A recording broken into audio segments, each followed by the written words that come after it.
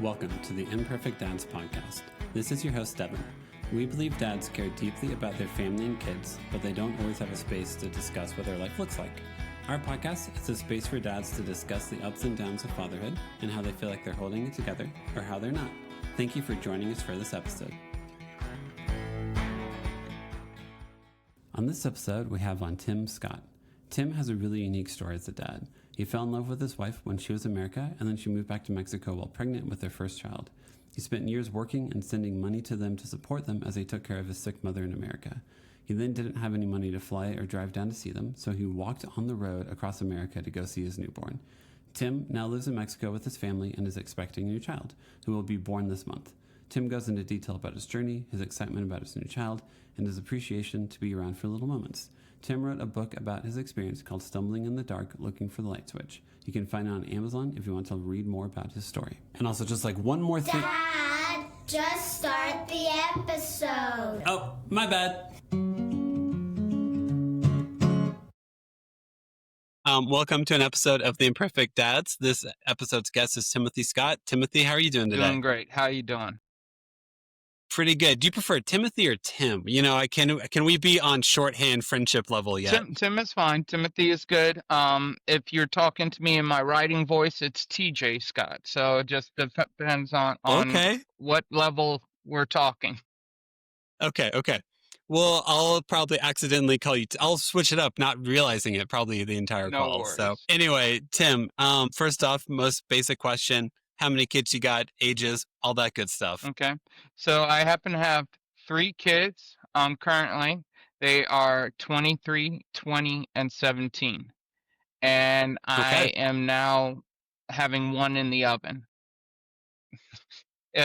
Another one soon. Gosh. Large age difference. How are you feeling about it? Are you assuming you're going to remember what it's like to have a newborn, or are you just accepting that you're going to have to reboot all your programming on this? This is the thing. To tell part of my story, I've never had a newborn. Oh, okay. So this will be actually my first time experiencing all the nuances of being a father. So what my have these 3 children are mine, but the youngest child, the 17-year-old, she was actually born in Mexico. So I was in in America, in Virginia, and my wife had left from Virginia to go back to Mexico, and she had the baby there. What took place basically is she happened to have 2 kids from previous relations living in Mexico. She came to America to start her life here and to get a better life for her kids. You know, when she happened to be there, we happened to meet. And so while we were talking and going through life, she became pregnant. Now, during this time when she became pregnant, her mother that was back in Mexico was looking after the 2 children, had found out, and her mother didn't like that too much. So her mother said, you know what, I'm not going to watch your children anymore. You have to figure out what you're going to do. So at that point in time, we didn't have a choice. You know, those kids had to come first. She was 7 months pregnant at the time. So we put her on the next bus back. She went back, and she's been there ever since in Mexico. And so I missed my daughter's first words, her first steps, her first birthday, everything. I missed everything because of it. And so this newborn child is going to be a rebirth, if you want to still call it that, to be able to have the experiences. Because right now, at this point in time, my wife is just starting into her 8 months. She'll be born, this child will be born in October, middle of October, supposedly. And so from here on out, I've never experienced any of this. So I'm getting to experience all of this for the very first time. Yeah. So running around with my head chopped off. Dude, have you changed a diaper before? So when I got to see my daughter for the first time, she was 1 year and 4 months old. So she wasn't fully potty trained at that time. Actually, that was one of my benefits that I got to do when I first saw her was I got to help her learn how to use the potty. So that That's was, fun. that was a very good experience. So I did change a few diapers, but not as many as what my wife I did, gotcha. Yeah. So Yes. And if I can ask if your wife was in Mexico, can I ask what kept you in the States? I mean, I know it's not a simple right, answer. no, I'm sure no. it's very Well, complicated. the breakdown, the simplicity of it all is immigration, is what Okay. it boils down to, but also family. So during the Mm-hmm. time, my mom was alive during this time. She's now since passed on, Mm-hmm. but she was staying with me actually, and Okay. I was helping support her, pay for rent, do all that stuff. I have a degree in automotive. So I was working for BMW during the time, and I was working for them. I was working a second job as well with Target, and then and this was during the 2008 time period. This is when my first child was born, and so Yeah. I was taking care of my wife and kids in Mexico, taking care of my mother in America, and just trying to deal with the dualities of life. Um, the problem persisted, though, that I could never save up enough money. That's what happened. Why I did not get to see my daughter right away. I was paying for the rent, I was paying for the food, I was paying for everything, Yeah. but never able to put enough money away. 2008. Which makes Yeah, sense. That's a lot to hold on. That's a lot to yeah, totally yeah. understandable. Then 2008, the recession came, and holding all these plates, I had gotten laid off from my job, my BMW job. Now, I still had the Target job, but not enough money. Not the same. Not enough Yeah. money to cover everything. And so things were starting to go downhill during this time. I want to wind the clock back to when my daughter was about a year old. Right about a year old, my daughter had gotten severely sick. Now, to let you know about me and my wife's relationship, she spoke Spanish, I spoke English. There was no Okay. communication. Yeah. We spoke two different languages. Our very first time talking and stuff, I had brought a Spanish English dictionary to talk with her. It's a Really? whole Okay. story in of itself. But Yeah. to fast forward to my daughter being a year old, she had gotten severely sick. Now I didn't know what was Mm-hmm. going on. Me and my wife couldn't fully communicate. We could talk, how's your day, what the weather was like, Snippets. Yeah. basics, but Yeah. nothing detailed, nothing medical or financial like that. And so I lived in Texas for a couple years after the military. I was in Amarillo, Texas, and I stayed there, went to, and then moved over to back to Virginia to help my mom out.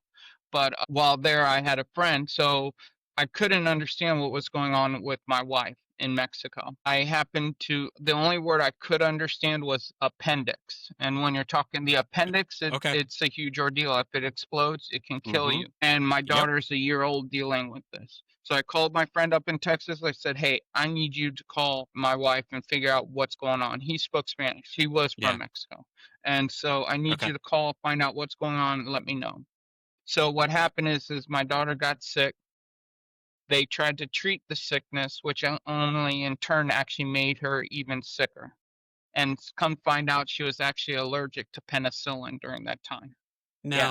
So No. during Yeah. that time, that's what made her appendix swell and everything was taking place. Gotcha. So during this recession, during this time, fast forward to the 2008, 2009 time frame, just got laid off my job, still didn't see my daughter, you know, paying all these bills, trying to do everything I can to survive.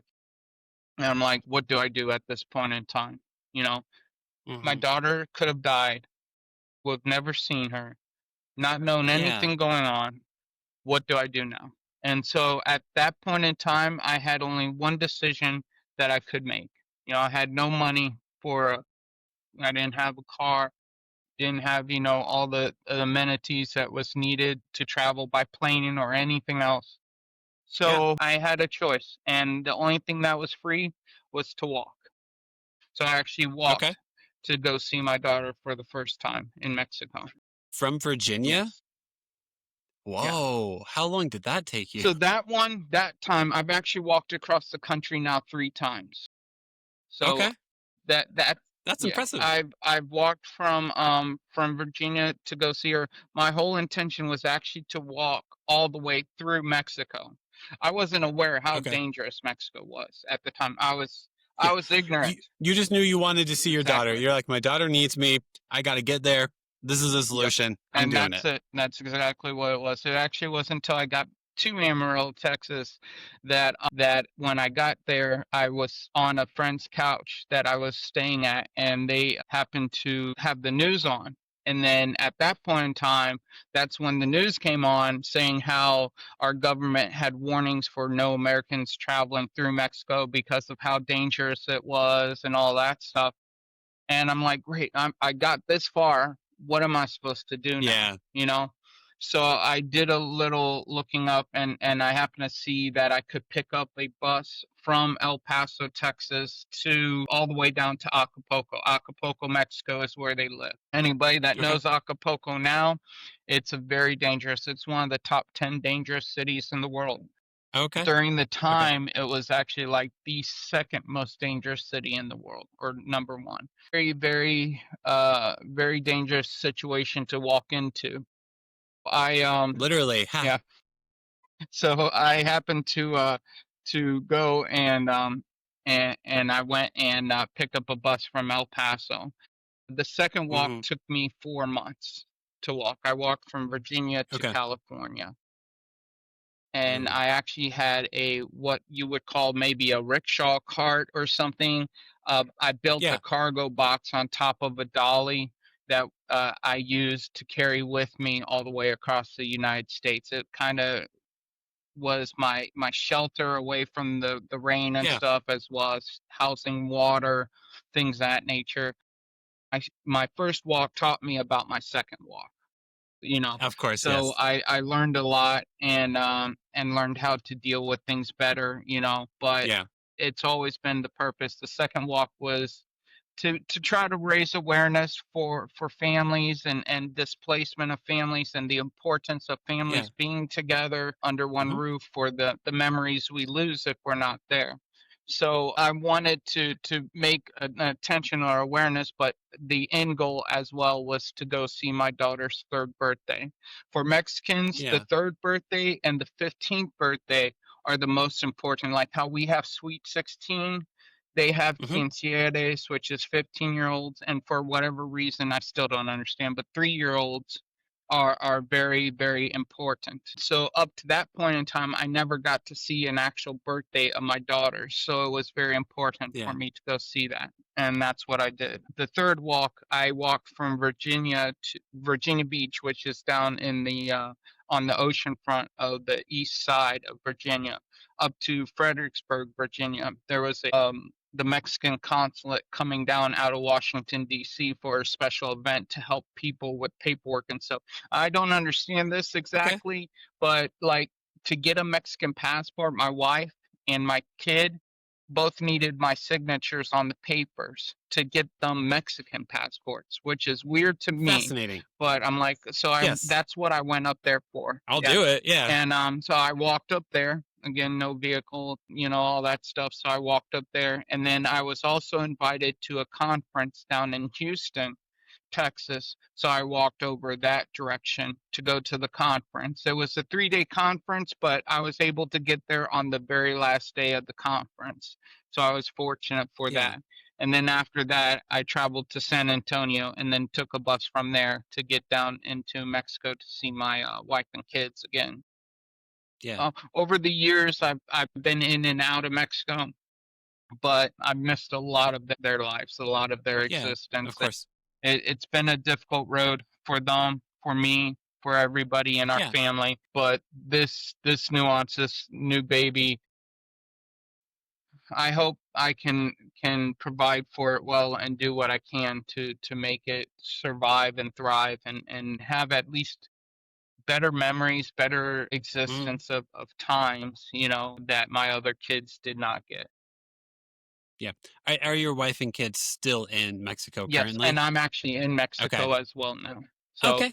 Cool. yeah, Awesome. I about a year ago, a little more than a year ago, I left the country. My mother had passed from diabetes. She had complications from that, Yeah. and she had passed. I did a lot of work. I worked my butt off trying to make money while I was there. I Yeah. put my wife through school. She has a degree in cosmetology and the likes of sorts.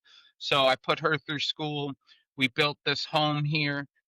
Honestly, half the stuff I couldn't have done without my wife's hand being mixed in with it. Yeah. That's So, cool. but with her help and everything that took place, that's how it was. And so I really wanted to be with them. But again, Yeah. things happen, and there was a hurricane that passed by, Hurricane Otis. It was about 2 years ago now that it took place. When it took place, it grew from Hurricane 1 all the way to a Category 5 hurricane within 24 hours. And it was on a direct Okay. path for Acapulco. I had my plane Okay. ticket. I had already Yeah. told my job, this is my last day. This is when I'm leaving. Mm-hmm. I was getting rid of everything. I was doing everything that I could to minimize myself Yeah. and getting ready to go.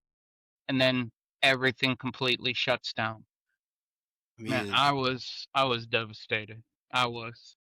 And Absolutely. after all these years of trying to do things, trying to make things right, and then this happened. Mm-hmm. And so I Yeah. happen to, fortunately, my job, I work extremely well for them and extremely hard that Mm-hmm. they were able to keep me on for another 6 months. I was able to That's make great. money to send to my wife so she could rebuild Yeah. our we have a tiendita. It's a little convenience store, a mom and pop type convenience store. And so Mm-hmm. there was a tree that actually fell down on top of it and broke the wall in half. So we had to get things like that repaired, and the home making sure everything was okay. It took them a Yeah. month or two just to get electricity back on, a couple months. So Okay. it's a difficult situation that took place. But so from there, everything that has happened, I've been able to be blessed because I've been here now with my wife every day, Yes. and looking Yeah. forward to this child coming into this world. It's been one of those things where I have no clue what I'm doing. I No, have I no get that. clue what Yeah. I'm doing. I was a distant father, from my kids, and I have many stories behind that, but it's my wife has been the strong one for that, being able to raise them. The the benefit of my wife is that she had instilled into my kids that I am their father. Okay, if I were you, I would feel like I'd been holding my breath for years. And now if I was here living in Mexico with my wife, with my family, about to welcome a kid, do you feel like at some point, like you are about to, like, it seems like you're about to live the life you've been hoping to be a part of for the last, what, Yeah, 17 years, yeah, right? That's cool. I'm glad that, this is how it's all falling, is that you are in Mexico, you are with your family, and you are able to take the steps to be like, oh man, this is what I wanted this yeah, whole time. yeah. It's definitely, but at the same time, it's nerve wracking because Mm-hmm. right now I don't have a solid income. We have the tiendita, but it doesn't. It Yeah. helps us, but it doesn't make you rich. It doesn't make you well Yes. to do or anything of that nature. And so, and my wife is pregnant. She's the one that primarily runs the store. So the soon, Yes. and that's the thing. I speak better Spanish than I do now than what I did then, but I'm Yes. still not fluent. Yeah. So, Okay. so trying to talk to people, I can understand them a little bit, but without my wife Yes. being directly there saying, "Oh no, they need this or they want that," it's Yeah. like, Yeah. yeah, okay. I got a ways to go Yes. still. I know more, but I need to know a lot more. And the thing is there's going to be a time where she's going to be required bed rest. We actually already had a situation. My wife, she doesn't know how to rest. She's always been that Yeah. strong, independent. I'm going to get this done. She was required 8 days of bed rest. Within about 2 days, she was back up and trying to run and do things. I'm like, no, you need to No, rest. Rest. this is a doctor's Yes, order, buddy. we do not need this baby coming out anytime soon.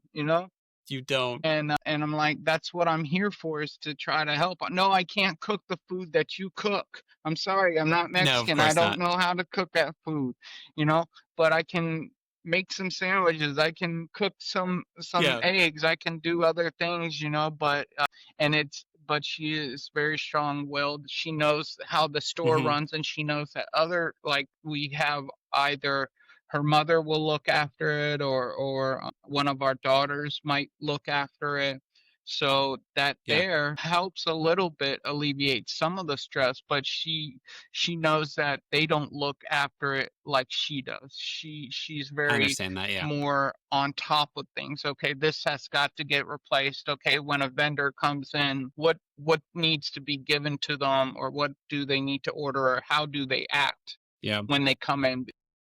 Sure. People Yeah. come Yeah. in and just, oh, yeah, we're going to order you this much stuff. You can get, and then our kids don't know, like, hey, we only have this much money, Sure. we Yeah. can't Yeah. Yeah. afford all of that I'll stuff. I'll reorder that. I'll triple your order this time. It'll Yeah. be great. It'll be great. And you're like, we can fit one order in here. Like, you can't do this to Right. us. But so she's very strong-willed, and Yeah. but I and I'm like, we're hoping for a natural birth for her. Sure. Yeah. She Yeah. doesn't want a C-section, but look, this is the thing. Right now she's at 40 years old. So anything is possible. I'm 44, we're having a baby much later in life. So, Yep. I'm thinking, man, this kid's going to be 10 and I'm going to be 55 years old. I'm like, I'm going to Yep. be an old parent. I'm going to be that one old parent that's inside those That's schools and right. stuff. And it's like, Yep. oh, man. Don't you hate how math works? Because like I have 3 kids. I have a 9, 7, and basically 4-year-old. And like, yeah, the 4-year-old we had whenever I was 34. I'm 38 now, and I'm like, okay, so if he's 30, you'll be 60. You'll be this age, and or you'll be 64. And I'm like, oh no, that's how math works. That's that's just basic math.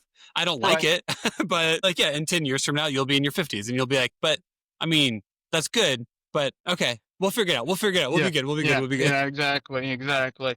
And it's going to be a wild ride, but I have to make a difference for them. Um, and hence why I'm here today. It's to try to share the story, to maybe help other dads motivate themselves to say, hey, not everything's right, but I can do this. If he can, I can. Because I Yeah, come of from a course. very poor background. you know Okay. I've not been given wealth. I don't have family members. That's part of why my wife was in Mexico, Hmm. immigration wise, and it's understandable for people that want to come to America.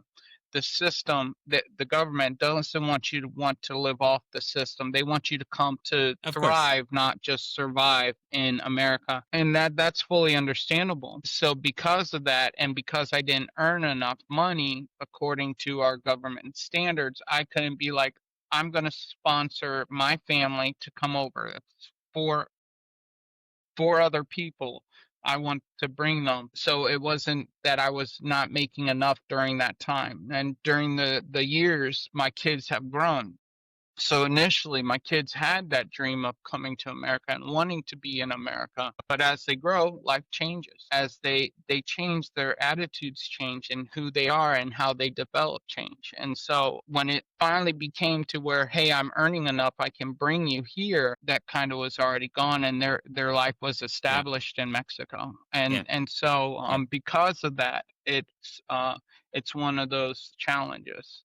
That's kind of what is somewhat as well funny. I'm gonna have a daughter soon in Hmm. October, but I'm already a grandfather. Are you Yes, really? I have my oldest daughter has a 6-year-old.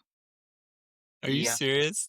So you could have potentially changed that kid's diaper before your own kid's diaper. yeah, Doing this podcast, one of my favorite things about it is to learn that life is never as simple as I thought it would be growing up. Everything has complications, everything is messy, and genuinely everyone is trying to figure out how to love their people and do right by them. And that sticks out to me constantly. It's like, Tim, this isn't probably what you anticipated. Like, oh, here, this is my story. But you're like, hey, you know what I'm going to do though? I'm going to love my family. I'm going to love my wife, and I'm going to work hard to prove it. Yeah, absolutely. Yeah, Gosh, tell me if we can switch to talking about the book you wrote, because I know you wrote a book, or I saw you've written a book. Can you talk about the book you wrote? And I'm sure it's about a lot of these experiences that you're talking about. absolutely, absolutely. So it's titled "Stumbling in the Dark, Looking for the Light Switch." It's written by T.J. Scott, me. So the story, it opens up with how me and my wife met. Hmm. And well, actually, it opens up. That's actually later. It opens up with the phone call she received to have to return back to Mexico and what took place there. There are so many nuances in life that we look for things, we look for answers, we look for ways to do things. We stumble in essence. And stumbling in the dark, that's kind of what we do. We stumble through life trying to figure out things, and we're looking for the aha moment, that light switch that says, Hmm. this is what I'm supposed to be doing, this is where I'm supposed to be, and this is how it's supposed to be. And so that's kind of what the book is enveloped around, is those people that Yeah. we meet along the way, the stories of life, of how things are. And really that's what it's based and steeped in. It is a memoir. It is based off of Okay. my 3 walks across the country. It's based off of my wife's upbringing, because there were so many little things that if it did not happen, me and my wife would have never met. Like at 5 years Yeah. old, my wife could have possibly died at 5 years old Yeah. from a tortilleria explosion. There was an actual What? explosion from a gas explosion. Her Yeah. mom, usually she goes gets the tortillas, but her mom actually went to go get the tortillas this time. There's been songs made about this explosion and everything. Okay. So it's well documented, well known. And the thing is that she happened to she would have been in line during this explosion, but her mom told Yeah. her, no, stay home. They lived around the corner from this place. So if she What? was there, her one of her friends that was there actually had died from the explosion, that was Yeah. waiting in line at the tortilleria. So it could very well been her life that could have been lost. Yeah. So there's little things, how we met in America at this movie theater. Yeah. She spoke only Spanish, I spoke only English, and yet somehow here we are today. you know Yeah. and so that's what that book is based on. I am writing another book called Genetic Okay. Predisposition. See, so my real father was a pedophile. He actually pled guilty to my Okay. sister. And so that really, our poverty is based and steeped in the choices of others that have created this narrative Yeah. for our life. But genetic predisposition is, I am genetically made out of my father. But how much Hmm. does that detail and wrap into who I am? So it's a nature versus nurture. Who wins and what is, like, my hair color, my blood, my eyes. Those things are of the nature. But nurture, my mother raising us in the belief of the Bible, of the Lord, and how things are and how things can be. Which one wins and how does it develop? These books really, for more than anything, are based for my children to understand who Yeah. I am, because they don't speak English. They speak Okay. Yeah. primarily Spanish. And so because of that, I want them to have something that says, this is who I am. When Yeah. I'm long gone and I can no longer speak for things, that they can see and look and say, okay, this is what was or what's going on.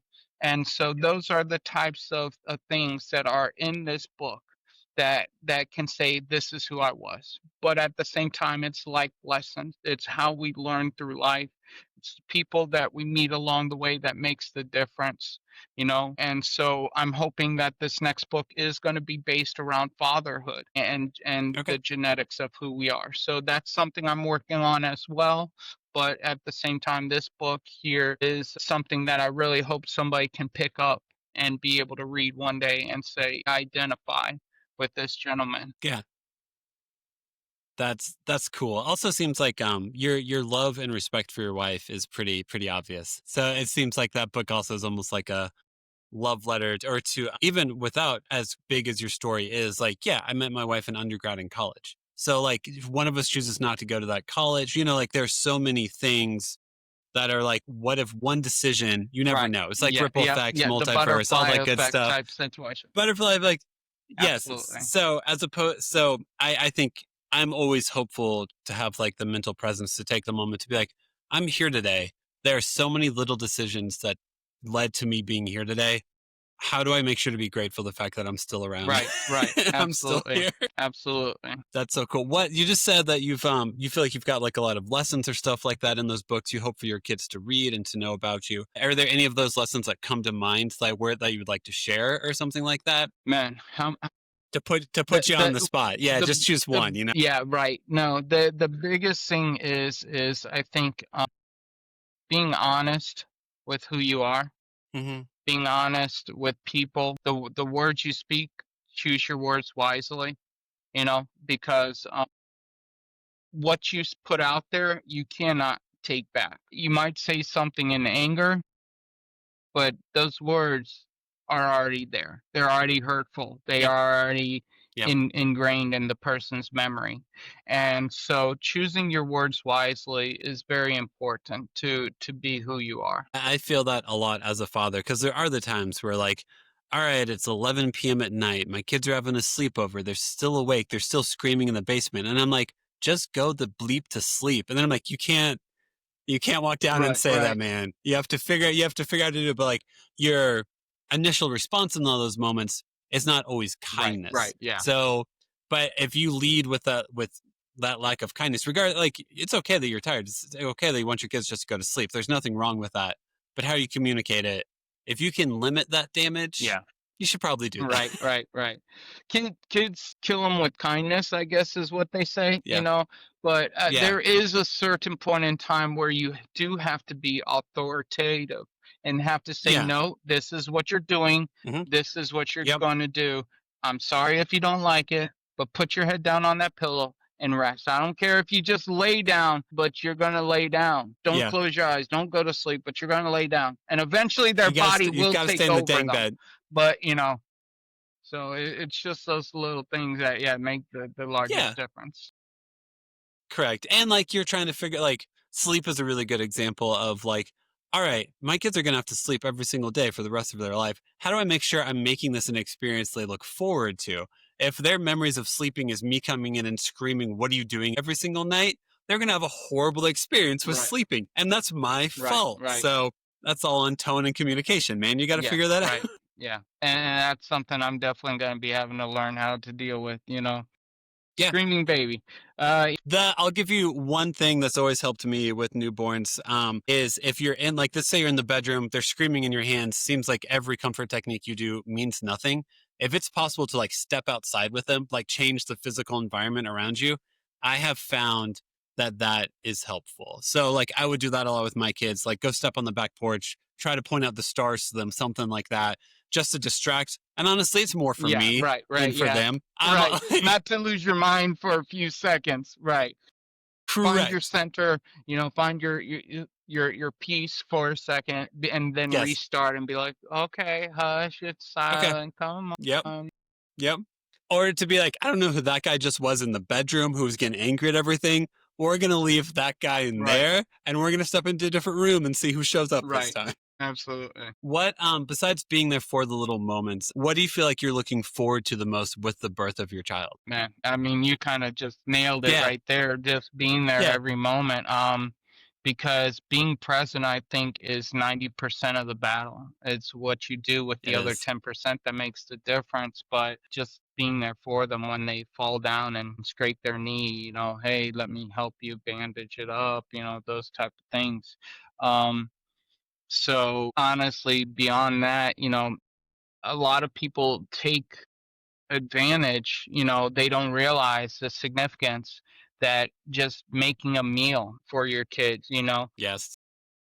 some people don't have that capabilities of actually being there and just being able to wake up and say, here's your cereal for the morning, even if it's not actually cooking a full meal, just, giving them something to eat in the morning. It's that presence that makes the difference for their life.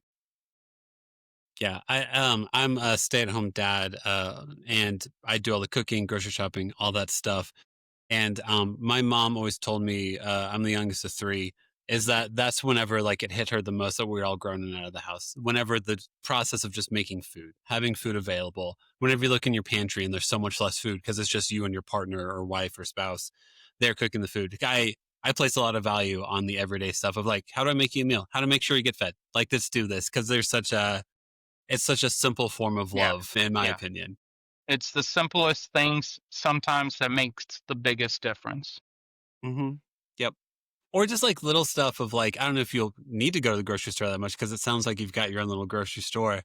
But like, yeah, just taking your kids to the grocery store and like teaching them how to interact Yeah, with people. right. Yeah, It's like such a massive yeah, thing. yeah, absolutely. Yeah, that's gonna be I'm telling you, it's this here just talking with you and going through Yeah, all of that, it's like, what am I gonna actually experience and how am I gonna teach this? Because I'm in a country I don't speak the language. So that's it's like true. That's a steep. how am I, going through this, telling them, and so I've looked over different ways to do things, it's all Yeah. new. It's all new. Everything's I gonna be mean, learned. I think you'll probably, my assumption for you would be a lot of body language, like Yeah, being aware of how you are physically presenting yeah. yourself. Because whenever I can't, like, if I talk to anyone where I don't speak the same language, I'm like, am I smiling? Am I making eye contact? Are my arms folded? Am I like, what's my body communicating? Because my mouth isn't communicating. Right, right, absolutely. Yeah, yeah. Hands on the hip. What you doing? Type Yeah. situation. What do you Yeah, know? Yeah. yeah, Yep. absolutely. So that's how it feels communicating to a newborn. Also, they don't understand what you're saying, but they do know if you seem, I like to believe they know if you have harsh energy Right. to Yeah, you, you know? absolutely. So And then really that is the subtle cues that people give off even when they're not yes. speaking, that Yep. has a tendency to speak volumes without saying a word. Yes. Yeah. Yeah. You watch someone walking through line in the grocery store and you're like, that guy, I'm going to keep that guy seems like he needs some Yeah. distance. He's here. He's on a mission. He's got stuff to do. Me and my kid are going to slow down that mission. So I'm going to walk down this aisle instead just to make things a little bit easier for Right. everyone. So before we start wrapping up, is there any other points or anything else you wanted to make sure to communicate? Is there anything else before I do like the 5 questions you want to make sure we Absolutely. touch on? I think one of the topics that I want to touch on is 90-day challenge. Yes. I have a Yeah. 90-day challenge right now. I created it about a month ago, a little bit more than a month ago, because it's 90 days till my birth of my child comes. Yeah, Yeah. so Yeah. Yeah. you That know, makes sense. Yeah. and so I have to live every single day to be prepared for that, and Hmm. have to motivate myself. Now, I've been here for a little over a year, and maybe I should have started that a little bit sooner, but I think, through anxiety, through depression, through those things, I can use all the excuses that I want for saying that I've not been motivated to do things. But this this baby coming, I don't have a choice. It's coming Yeah. regardless, Yeah. Yeah. and Yep. so I have less than 60 days right now on my website, familyreunitenetwork.com. That one actually, there's a actual countdown timer at the very top of that to show the 90-day challenge and the countdown to Okay. the time of birth. And it's something that I feel that if somebody wants to start something, set a goal for yourself and maintain the focus on that goal, because that is what's going to get you to that level. It's okay to be distracted by side quests, by doing Mhm. this, by doing that, but maintain your focus on what you perceive and what you want for yourself, and don't let anything step in your way for doing that. My 90-day challenge is to create a source of income that might be able to help. Mhm. And through this book, if people pick it up and purchase it, that would help me in my goals towards part of that.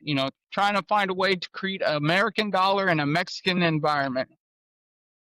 So Woo! yeah, yeah, it's a challenge. That's a tall Yes, order. it's Yeah. it's a very big challenge, but I'm writing blogs every day. I'm connecting with others, or trying to, at least, Yeah. and see what happens.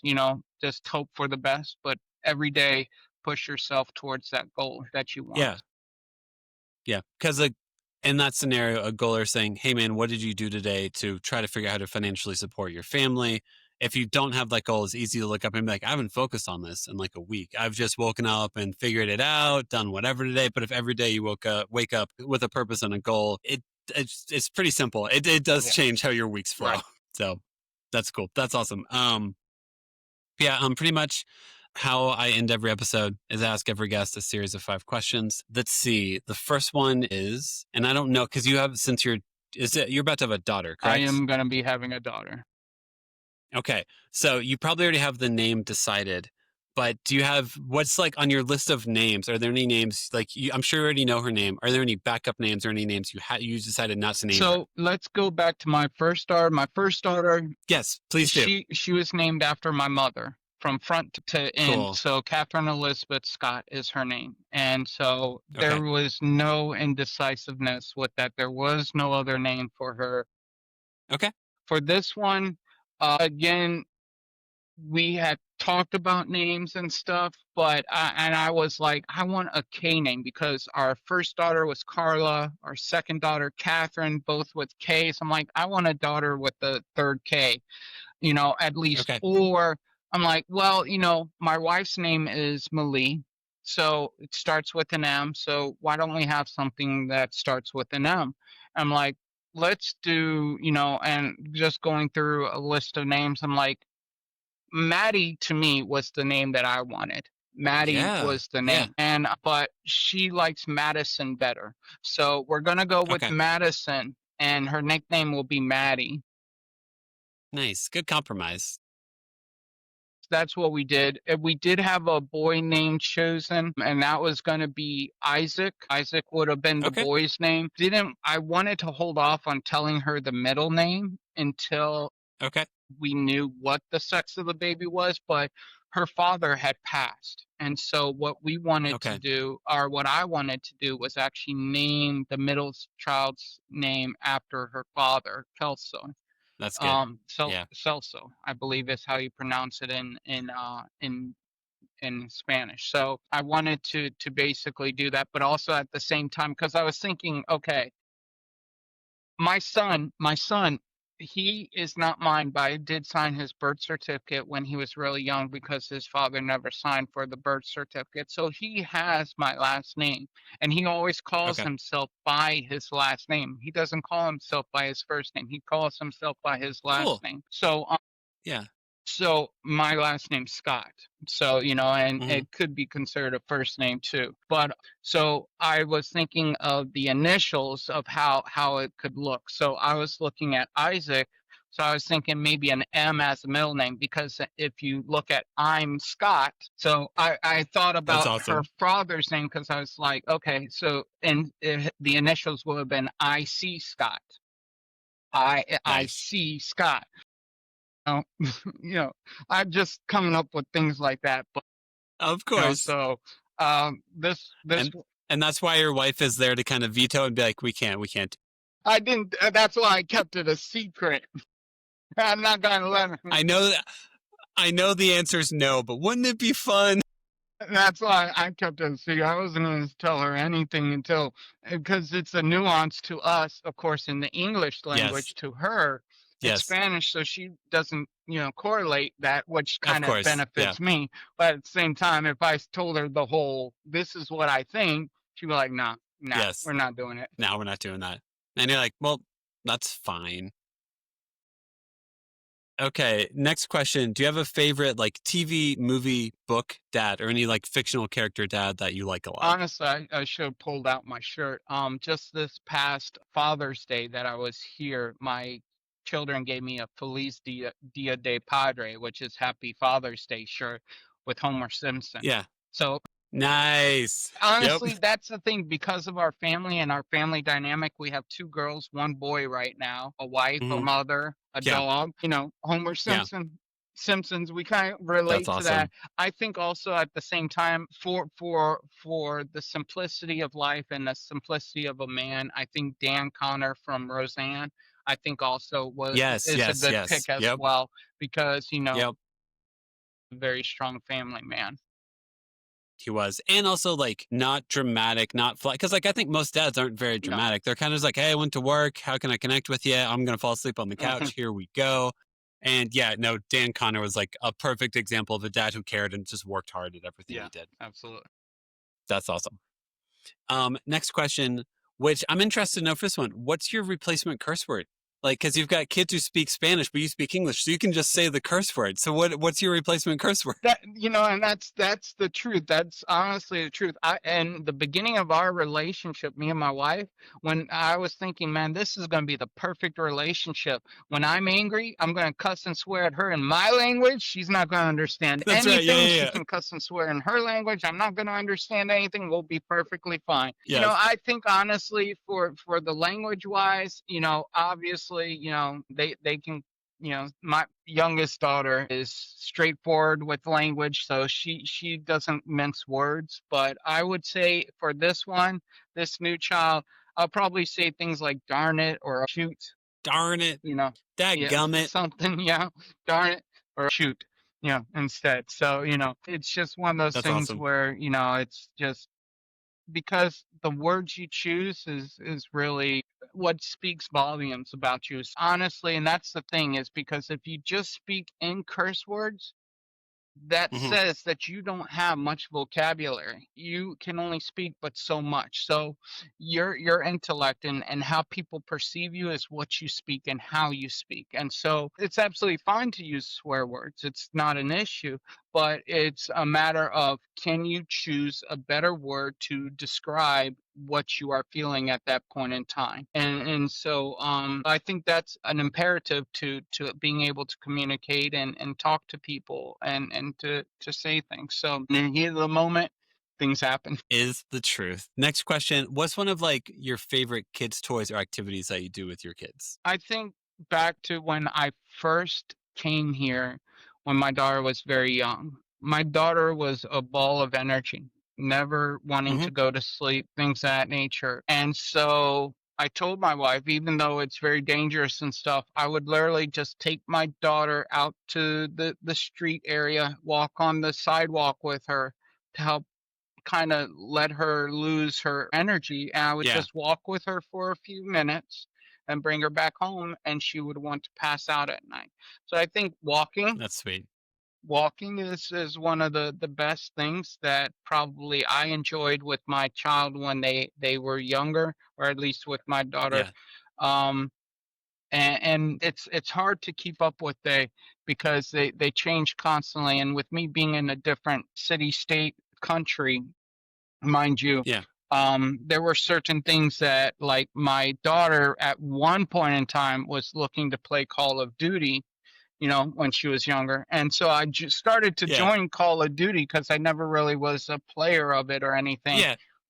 Turns out that later on, since I've been here, I've learned that she stopped playing it because the motion made her kind of a little sick from the first person perspective. I get that. Yeah, I get so, that. Yeah. I used to get that way when I was a kid, with Doom. They would, and so I used to get that way as well. So I kind of understand it. But so for me, I would love to be able to play games. I have Monopoly. I brought Monopoly with me. I brought, Connect Four, Uno, those type of things, card games, things of that nature, that if I could do something with them, that's something that I think I would enjoy doing with. That's sweet. And then last question, as like, you prep for your daughter's birth and all that, is there any moment of your daughter's life as you look at like what she's about to experience with her in the world that you're really excited for her to experience or for you to be a part of with her as she grows up? I think I'm more scared than anything. More scared than dude, that's valid. That's an honest answer. For me, I think honestly that there is, because of especially living in where we live at right now, Acapulco, the dangers that are outside, and everything that has taken place recently. There was a self-imposed curfew of like 6:30 because they were starting to kill a bunch of taxi drivers and things of that nature, the cartel and stuff. So there's certain things that just, my biggest thing is one, I am ex-military. I am trained a little bit in martial arts, not enough I know enough to get myself in trouble. That's Yeah, I about it. gotcha. I'm Yeah. not professional, but to Hmm. basically teach my children self-protection, to be aware of Okay. their surroundings, things of that nature. My concerns and stuff is honestly, it's the worry that I have more for them and their safety than anything else. So I would have to be, that is one thing that I want to see for them, is for them to be able to come home safely. Yeah. Yeah.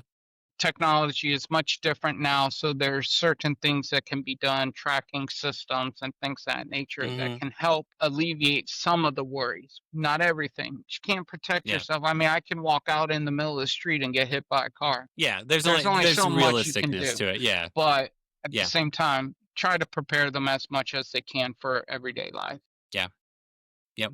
That makes sense. And then last thing, it's just a moment for self-promotion. So if we want to like order your book, follow you on Instagram, how do we follow you if we want to follow your journey? All that good stuff. Absolutely. So most of my tag handles are at Family Reunite or at Family Hmm. Reunite Network. My website is familyreunitenetwork.com. That is the place that I am most active on, besides, say, Instagram or Facebook, things of that nature. Would like people to go to Amazon to pick up the book, Stumbling in the Dark, Looking for the Light Switch. It would be greatly appreciated. And if they want to, I know who's ever in Virginia Beach, Virginia, they can Yeah. go to the local library under the local authors section and actually pick up the book from there. Cool. So, Yeah. if you can't buy it, it's free there. Cool. But, reach out to me on my website, and I will talk with anybody and everybody to share the story Yeah. and to divulge into their life as well. And just anybody that wants to share their story about fathers or immigration or anything, I'm here for it. Cool. That's awesome. Thank you for letting us know about your life. And I'm really excited and hopeful for you for this next chapter of your life, and for you to be there for the little moments of your daughter's life that you didn't get for your other daughter or for your other child. And I'm really excited for that Yeah. for you. It's going to be a different life, and it's going to be something I hope that I know will be amazing. It will be. It will be, but it also will be a lot, but it'll be good. Yeah. It'll be worth Yeah. it. All new experiences. All new experiences, a lot of growth coming your way, man, and you'll do great with it. But yeah, I'm going to go pick up my son from pre-K, and I really appreciate your time Absolutely. today. All right, Look, Tim? thank you so much for your time. I do Yeah. appreciate it. Yes, absolutely. Thanks, Tim. We'll talk to you next time, okay? Take care. Bye. Thank you for listening to the episode. Make sure to follow us on Instagram at the Imperfect Dads Podcast, and make sure to subscribe and rate us 5 stars wherever you listen to us, such as Spotify, YouTube, and Apple Podcasts. The music is provided by The Wild Feathers, and all episodes are produced by me. Make sure to tune in Mondays for new episodes.